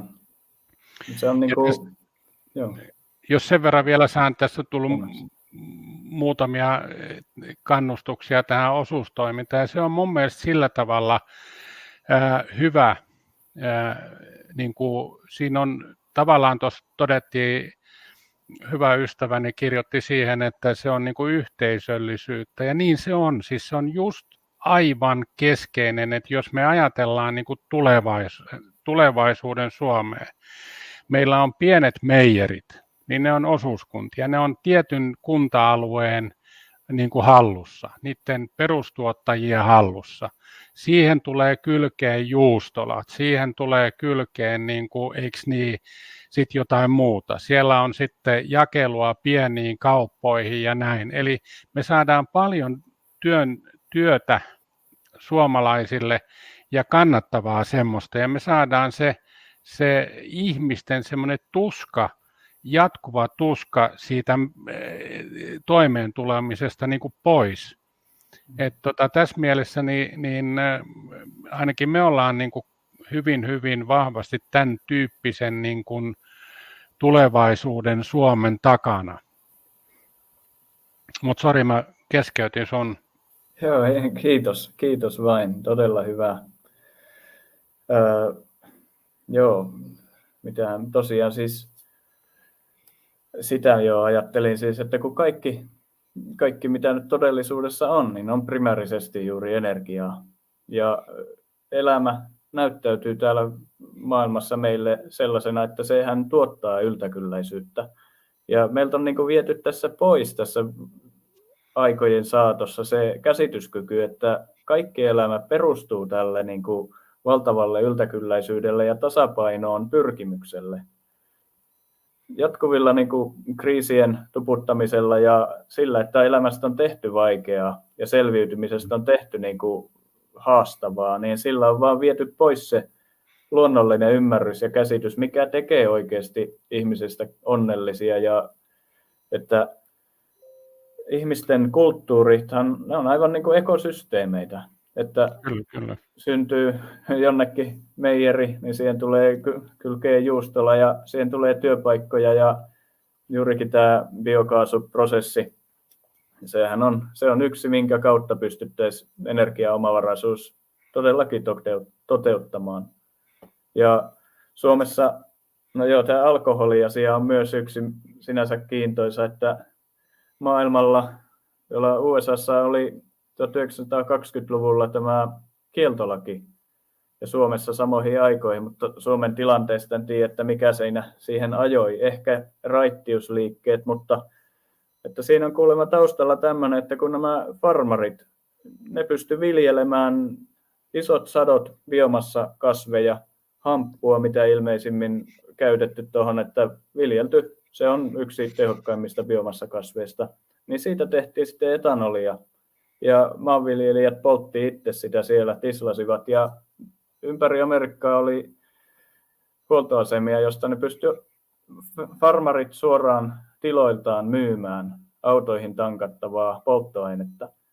Ja se oli siellä silloin, no sitten Rockefellerit ja kumppanit halusi kieltää tämmöisen omavaraisuutta kehittävän menetelmän ja kielsivät alkoholin ja ottivat sen haltuunsa. Ja siinä sitten meni oma aikansa petrokemian asioita kehittäessä. Ja 1930-luvulla, kun alkoholi taas sitten laillistettiin uudestaan, että sitä pystyttiin alkaa tämän luodun kartellin kautta toimittamaan, ja samoin sitten öljy oli jo saanut jalansijaa niin paljon, niin sitten sen seurauksena kiellettiin heti perään, kun alkoholi laillistettiin, niin heti perään kiellettiin tämä hamppu, joka oli niin monen asian raaka-aine ollut siihen asti, kun sitä saatiin tuottaa. Mutta että mitä me Suomessa voidaan nykyisin tehdä, niin täällähän on kaikki mahdollisuudet avoinna. Täällä on todella korkean teknologian osaamista valtavasti ja me ei tarvita kovin korkealentoisia asioita, kun meillä on kompostilämmitykset ja biokaasun laitokset, jotka kumpikin tuottaa. Tai se on niin, että se biokaasu, se kaipaa lämpöä ja komposti tuottaa sitä. Ja taas kumpikin prosessi tuottaa lannoitetta maahan. Eli näinhän se on, että se luonnon monimuotoisuus ja luonnon yltäkylläisyys ilmentyy tuossa asiassa. Kun laittaa siemenen maahan tai 10 siementä maahan, niin niistä saattaa saada 10 000 siemeniä lisää. Että tämä luonto toimii just noin valtavan yltäkylläisyyttä lisäävästi. Ja se on ihmiskulttuureille luonnollista myös tulla onnelliseksi ja jakaa kaikkea hyvää keskenään ja verkostoitua toisten yhteisöjen kanssa. Ja siten syntyy nämä kunnon sivilisaatioksi kutsuttavat asiat, joista nyt ei olla saatu tässä meidän elinaikoina oikeastaan ihan kauheasti nähdä. Muuta kuin se, että tiedetään, että kaikki nämä nykyajan tieteet, mitä on, ne on peräisin itse asiassa muinaisilta korkeakulttuureilta. Ja meille vaan niin kuin annettu ymmärtää, että me ollaan nyt jonkun tieteellisen huipun niin kuin viimeisessä nokassa siellä kehittymässä. Mutta tosiasiat on paljon mielenkiintoisempia kuin mitä systeemi antaa ymmärtää. Mä törmäsin tässä jossain vaiheessa muuten semmoiseen, sä varmaan Jukka tiedät paljon enemmän tästä, mutta siis puu niin on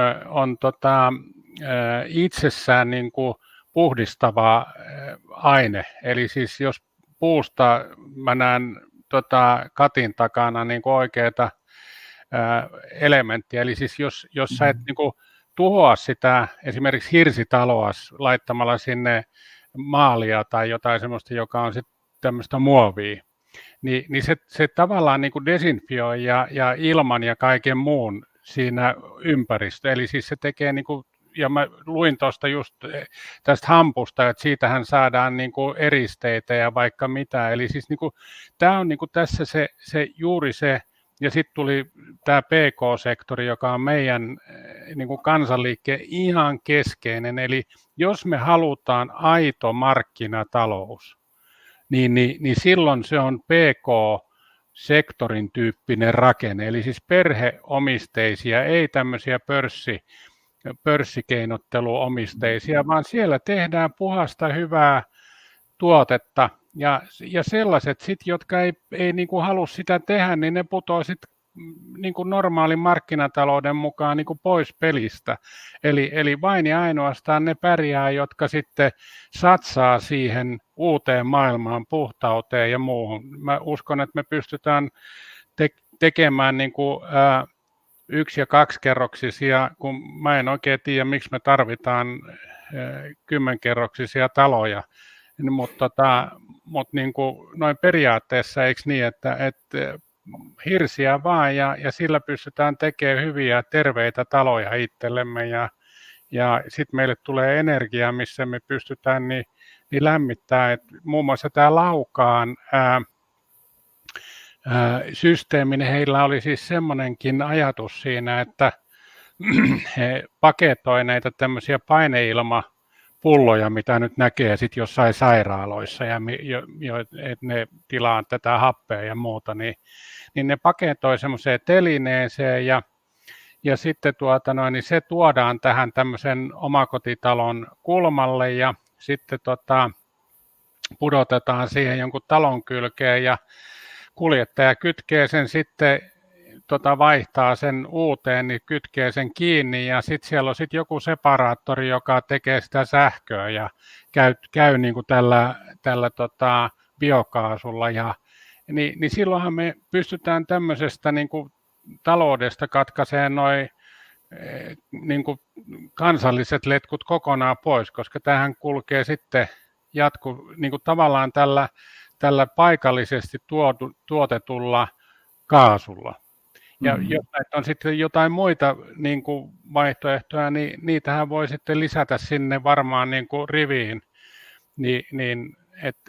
Kyllä mä nyt näen, että tämä niin kuin selviämistarina Suomelle on helppo. Siis meillä on niin kuin kaikki elementit kohdallaan. Meillä on maata, meillä on vettä, meillä on niin kuin kaikkea. Meillä on tilaa. Meillä on periaatteessa puhdasta, kunhan vaan niin kuin tehdään päätöksiä. Ja se ensimmäinen päätös on nyt se, että noi globaalisti rikolliset mäkee täältä Suomesta ja sitten ruvetaan tekemään Suomesta suomalaisille kelvollista maata asua. Ja vielä itsenäistä semmoista kansallisvaltiota. Joo, niinpä. Että ei ole monimutkaista. Eikö niin? Just näin. Sä sanoit alussa, niin nämä on niin yksinkertaisia juttuja, kun vaan on joku tolkullinen, joka pystyy niitä päätöksiä tekemään. Näinpä. Kyllä. Joo. Tämä on ollut hyvin mielenkiintoinen ja suhteellisen tiivis. Tämä tuntuu, että me ollaan puhuttu ehkä, tai tuntuu pidemmältä ajalta kuin, että ei ole mennyt vielä ihan 2 tuntiakaan. Joo. Tosi hyvä. Hyvät jutut. Näitä tosiaan keinoja, ratkaisuja on valtavasti. Nämä paikalliset energiantuotantokeskukset, niin ne tulee ylläpitämään tätä verkkoa, mikä meillä nyt on jo rakennettuna. Ja sillä tavalla, että ei mene enää niin, että jättilaitokset tuottaa sähkön kaikille, vaan ennemminkin juuri näin, että omavaraiset pienet tuottajat tuottaa sähkön itselleen ja ylijäämällä tukee sitten tätä verkkoa, jossa ehkä jatkossakin jättimäisimmät kuluttajat on teollisuuslaitokset, joita toivottavasti enemmän Suomessa omistetaan jatkossa niin kuin paikallisesti, eikä globalistien toimesta. Mutta joo, kyllä todella hienoa, että meillä on kaikki mahdollisuudet avoimet ja täytyy ymmärtää, että ihmiset ei ole tämän mikään Oy, Suomen valtio, AB:n human resources, ihmisresursseja, vaan me ollaan itsenäisiä yksilöitä kaikki ja meillä on oikeudet ja meillä on velvollisuudet ja vastuu tästä, mitä täällä tapahtuu nykypäivänä. Kyllä. Me voidaan toimia oikeasti niin paljon, tehdä asioiden eteen. Tässä tuli muuten kysymys Tesla-energiasta, niin tämähän ei ollenkaan poissulje mitään energiamuotoa, joka on järkevä. Niin. Mä vaan yritän olla puhumatta semmoisista asioista, jotka mä en niistä tiedä mitään, ja toinen on sitten se, että kun ne on vielä kuitenkin jonkun varren päässä, niin se on turha selittää, että meillä on sitten kaikilla Teslat alla ja kotitalon kulmalla on joku semmoinen häkkyrä, joka tekee sähköä. Joo. Yritetään ainakin mun osalta puhua semmoisista asioista, mitä tietää ja mikä tietää, että toimii, niin jos semmoinen sitten on, niin mukaan vaan, eikö niin? Eihän meidän kannata poissulkea niin kuin tavallaan mitään, joka oikeasti niin on hyvä. Kaikki mukaan semmoinen, joka niin kuin luo vaurautta ja niin kuin taikoo meille lisää ominaisuuksia, niin ilman muuta. Ei saastuta, eikä ole millään tavalla huono. Kyllä. Laitapa Kati jako päälle. Näytän tästä hetken jotain. Joo. Eli tänne nyt on joitain energiaan liittyviä asioita koonnut. Ne on ihan mielenkiintoisia.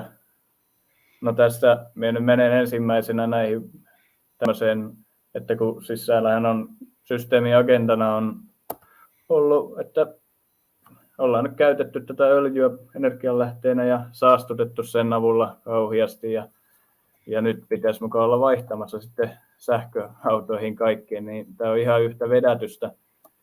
Tässä on tämmöinen huolestuneiden tiedemiesten liitto Amerikassa, monenko sivun tämä nyt oli, taisi olla jotain 1000 sivua tai satoja sivuja kuitenkin, niin materiaalia siitä, miten auton valmistajat on estäneet vallankumouksellisten polttoaineen säästösysteemeiden semmoisten teknologioiden käyttööntulon ja sitten se suoraan liittyy päästöjen vähentämiseen myös, että ei se ole ollut näiden kartellien toiveena saada oikeasti mitään paremmalle mallille, vaan pelkästään vaan asteittaista hallittua kehitystä siihen suuntaan, kun he ovat halunneet. Mutta tässä on montaa, mitä voitaisiin tehdä.